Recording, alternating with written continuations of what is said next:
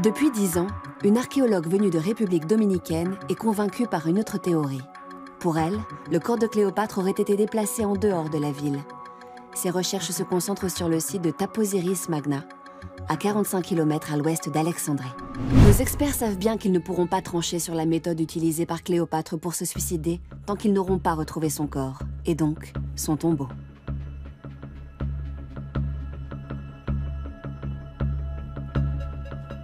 En arpentant les sous-sols d'Alexandrie à la recherche de symboles mortuaires, Claudine et Gilles ont pu constater qu'ils recèlent un grand nombre de tombeaux ornés de décorations d'inspiration grecque. Cléopâtre aurait-elle pu être ensevelie dans l'une de ces nécropoles?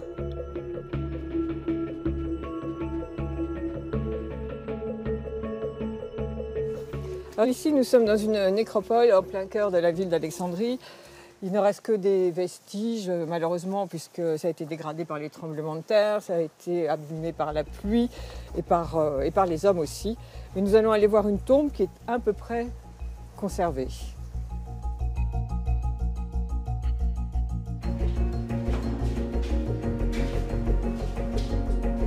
Ici, on est dans ce tombeau qui devait être la tombe d'un grand personnage. Et ici, c'était la salle du banquet, où avait lieu peut-être la réunion familiale avec les amis en hommage aux défunts. Les décorations confirment que ces tombes étaient réservées à des sarcophages de défunts d'origine grecque. Alors, celui de Cléopâtre aurait-il pu y être déposé? Si elle a été véritablement enterrée comme une reine d'Égypte, elle a pu avoir effectivement un tombeau de ce style-là, mais en tant que reine d'Égypte, si elle a été enterrée comme une reine d'Égypte, elle a eu un tombeau évidemment beaucoup plus luxueux, peut-être beaucoup plus grand, beaucoup plus décoré, beaucoup plus riche. Mais elle aurait pu aussi, de par sa mort un peu brutale, être enterrée rapidement dans un tombeau à peine préparé. Cette hypothèse est donc plausible, mais à ce jour, les archéologues n'ont pas d'éléments suffisants pour la confirmer.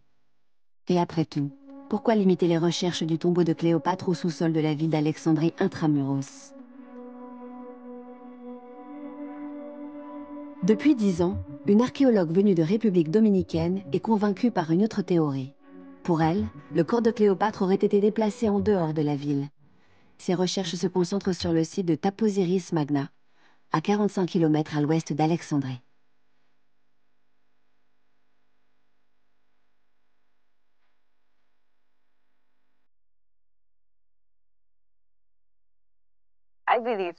Je suis sûre que la dernière demeure de Cléopâtre se trouve ici, sur le site de Taposiris Magna.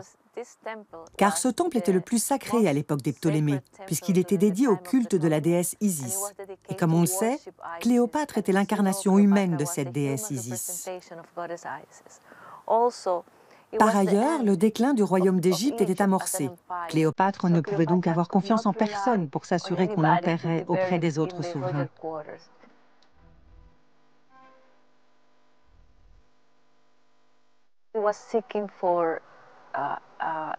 Elle voulait un endroit pour reposer en paix auprès de Marc-Antoine.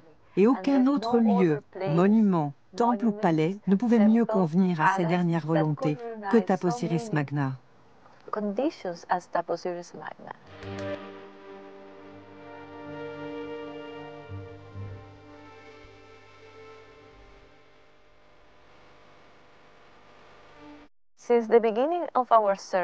À ce jour, depuis le début de nos fouilles, nous avons exhumé plus de 700 objets.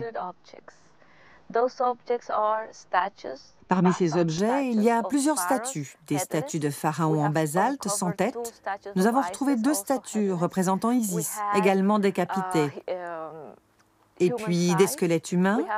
Nous avons également découvert un buste en marbre blanc qui pourrait représenter la reine Cléopâtre, ainsi qu'un buste d'Alexandre le Grand. Cléopâtre aurait donc pu choisir de trouver enfin la paix auprès de son dernier grand amour, Marc-Antoine. C'est très romantique et par ailleurs tout à fait crédible. Mais après plus de 10 ans de fouilles, Kathleen Martinez ne s'est toujours pas retrouvée nez à nez avec Cléopâtre.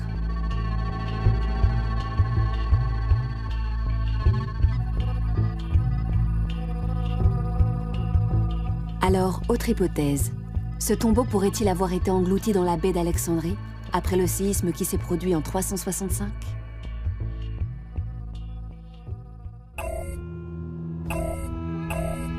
Pour creuser cette piste, Antonio prend cette fois la direction de Zurich, en Suisse.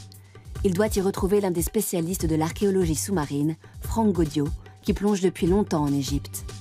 Il a notamment découvert en 2000 la ville de Tonis Héracléon, engloutie au large d'Alexandrie, révélant des trésors archéologiques. C'est au cœur d'une exposition présentant justement certains des vestiges retrouvés au fond de la Méditerranée qu'il nous replonge dans les dernières heures de Cléopâtre, pleurant son bien-aimé Marc-Antoine et à la merci de son ennemi Octave, devenu empereur, sous le nom d'Auguste. Alors, si on s'intéresse non seulement à la vie de Cléopâtre, mais à sa mort, où est-ce qu'elle aurait pu mettre fin à ses jours et être éventuellement ensevelie, enterrée? Cléopâtre a été faite prisonnière dans le mausolée qu'elle avait construit pour être inhumée. Ce mausolée semblerait être près du Grand Port. Elle a probablement vécu ces derniers jours dans ce mausolée prisonnière et elle s'est suicidée dans ce mausolée. Où est ce mausolée? On ne sait pas non plus, si ce n'est qu'il y a une indication qui serait près du Portus Magnus, du Grand Port maintenant englouti de la ville d'Alexandrie.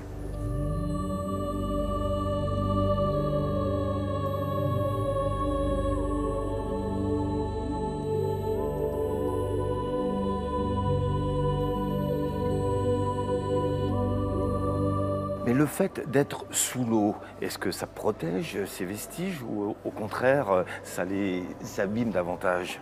Le fait que ces sites soient engloutis les protège, je dirais, des hommes, car ils sont très difficiles d'accès.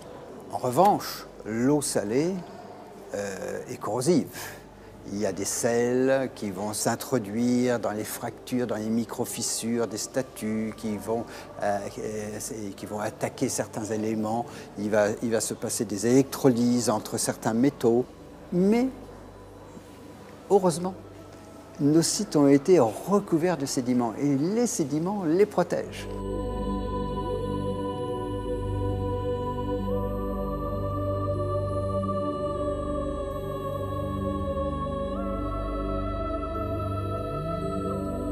On a fait une prospection géophysique avec des instruments très sophistiqués pendant des mois. Et systématiquement, on peut dire, scanné tout l'ouest de la baie d'Aboukir. Et on a pu mettre en évidence qu'il y avait 110 km² de terre qui s'était effondrée sous la mer.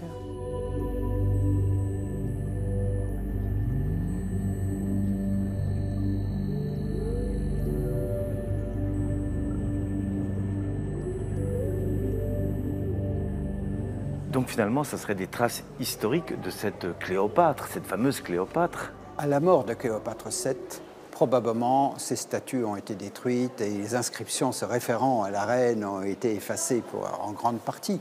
Nous avons très peu de traces de cette dernière reine d'Égypte.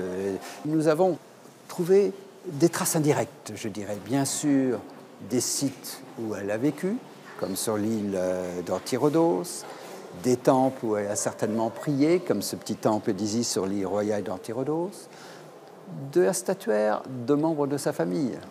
Une tête colossale de Ptolémée XV, son fils, Césarion, qu'elle a eu avec Jules César, un sphinx à effigie de son père, vous voyez.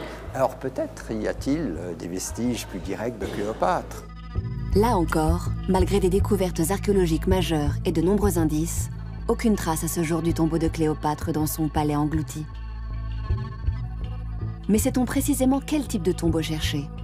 À quoi pourrait-il ressembler? Entre les origines grecques de Cléopâtre et sa culture égyptienne, difficile de savoir dans quel genre de sépulture repose sa dépouille. En croisant diverses informations, on peut aujourd'hui imaginer, grâce à la 3D, ce qu'aurait pu être le tombeau idéal de Cléopâtre. Un monument élevé, comportant une colonnade grecque et surmonté d'une pyramide, une entrée magistrale, puis un corridor souterrain menant à une vaste tombe creusée pour accueillir le sarcophage de la reine.